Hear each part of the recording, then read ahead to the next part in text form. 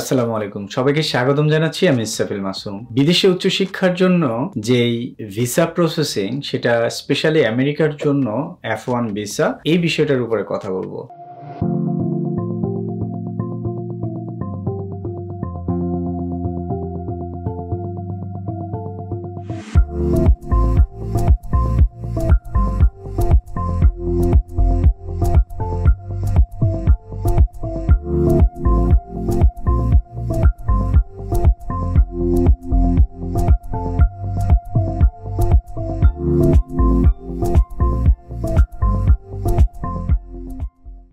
F1 visa হচ্ছে শুধুমাত্র higher study, অর্থাৎ আপনি আন্ডারগ্রেড অথবা মাস্টার্স অথবা পিএইচডির জন্য পড়তে আসবেন, তাদের স্টুডেন্ট ক্যাটাগরি টাইপ ভিসা হলো F1 ভিসা। এই যে F1 ভিসা হচ্ছে ইউএস ভিসার একটা স্ট্যাটাস, অর্থাৎ আপনি আমেরিকান ভিসা পেলে আপনি আমেরিকাতে এন্ট্রি নিতে পারবেন। কোন স্ট্যাটাসে এন্ট্রি নেবেন সেটা ডিপেন্ড করবে আপনার F1 ভিসা নাকি B1 B2 এই টাইপের H1 এরকম বিষয়ের উপরে নির্ভর করে। তো স্ট্যাটাসটা হচ্ছে আপনার F1। এখন F1 টা হচ্ছে স্টুডেন্ট ভিসা। স্টুডেন্ট ভিসা বলতে এটা কোনো ট্রেনিং হবে না, কোনো কিছু হবে না। এটা হচ্ছে স্টুডেন্ট হয় আন্ডারগ্রেডে পড়বে অথবা মাস্টার্সে পড়বে অথবা পিএইচডি তে পড়বে। এই যে F1 ভিসা স্ট্যাটাসটা আমেরিকান ভিসা পাওয়ার পরে আপনাকে স্ট্যাটাস দিবে F1। তো আমরা আমেরিকান ভিসাকে স্টুডেন্টদের জন্য F1 ভিসা বলে থাকি। এখন এই F1 ভিসার জন্য আপনাকে কি করতে হবে, কিভাবে কি বিষয়ে, এবং এইটার মূলত উদ্দেশ্য কি, কত বছর মেয়াদ থাকে, কি থাকে, বিস্তারিত আপনাদেরকে এই ভিডিওতে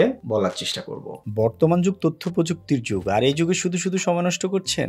আপনি কি আইটিতে প্রফেশনাল ক্যারিয়ার তৈরি করতে চান, বিদেশে উচ্চশিক্ষায় গিয়ে অথবা বিদেশে জব ভিসায় যেতে চান? তাহলে এখনই বিভিন্ন ধরনের আইটি প্রফেশনাল কোর্সগুলো করতে পারেন। তার মধ্যে অন্যতম হচ্ছে cyber security, programming, database, software engineering এবং বিভিন্ন ধরনের আইটি প্রফেশনাল কোর্স রয়েছে আমাদের ictbangladesh.com.bd এই ওয়েবসাইটটিতে। আর দেরি না করে এখনই আমাদের ফ্রি কোর্সগুলোর জন্য এনরোল করে নিন।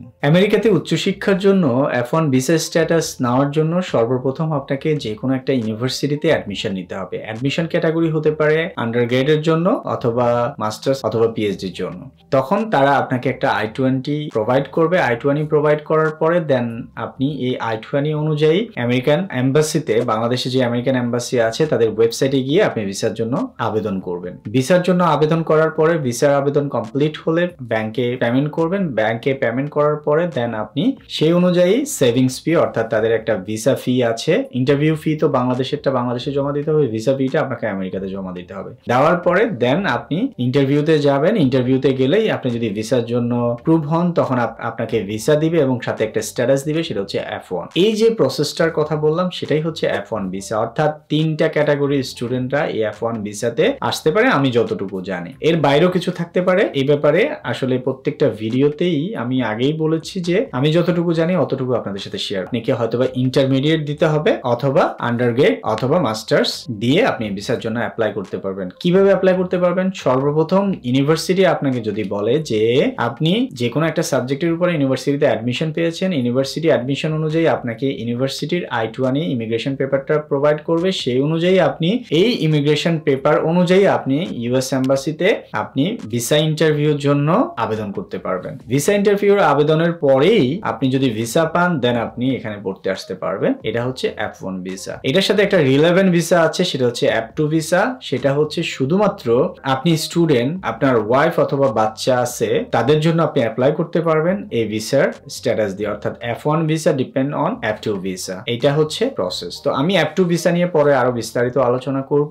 এখন হলো F1 ভিসার ক্ষেত্রে কেমন খরচ হয়। আপনি ইউনিভার্সিটিতে অ্যাডমিশন নেওয়ার সময় আপনার অ্যাডমিশন ফি দিতে হবে, সেটা $50 থেকে $100, $150 যে ইউনিভার্সিটির অ্যাডমিশন ফি যেমন সেটা। এবং পরবর্তীতে যদি আপনি ইউনিভার্সিটির অ্যাডমিশনের পেপার যে ইংলিশের ডকুমেন্ট গুলো আছে, আনুষঙ্গিক যে ডকুমেন্টস গুলো আছে সেগুলো সাবমিট করবেন। করার পরে আপনার ব্যাংক সলভেন্সি বা আপনি ব্যাংকের যে টাকা পয়সা সেগুলো দেখানোর পরে ইউনিভার্সিটি আপনাকে ইমিগ্রেশন পেপার দিয়ে দিবে। সেই অনুযায়ী আপনি আমেরিকান ভিসার জন্য অ্যাপ্লাই করবেন। আমেরিকান ভিসার জন্য অ্যাপ্লাই করার জন্য আপনাকে ভিসা ফি দিতে হবে। ভিসা ফি হচ্ছে বাংলাদেশের জন্য জন্য একটা নির্ধারিত ফি আছে, সেই ফিটা আপনাকে বাংলাদেশের বিভিন্ন ব্যাংকে জমা দিলে হয়। ওই ব্যাংকের টাকাটা জমা দেওয়ার পরে আপনাকে ভিসার আবেদন কমপ্লিট করে দেন আপনাকে একটা ইন্টারভিউ ডেট দিবে, সেই ইন্টারভিউতে যাবেন। ইন্টারভিউতে যাওয়ার আগে আপনাকে আমেরিকাতে F1 ভিসা স্টুডেন্টদের জন্য একটা সেভিংস ফি জমা দিতে হয়। সেই সেভিংস ফিটা জমা দেওয়ার পরে আপনি F1 ভিসায় ইন্টারভিউ দিতে যেতে পারবেন। ইন্টারভিউ দেওয়ার পর যদি ভিসা পান তাহলে আপনারা F1 ভিসাতে আমেরিকাতেও ইউনিভার্সিটিতে পড়তে যেতে পারবেন। খুবই সিম্পল প্রসেস, এটার জন্য কোনো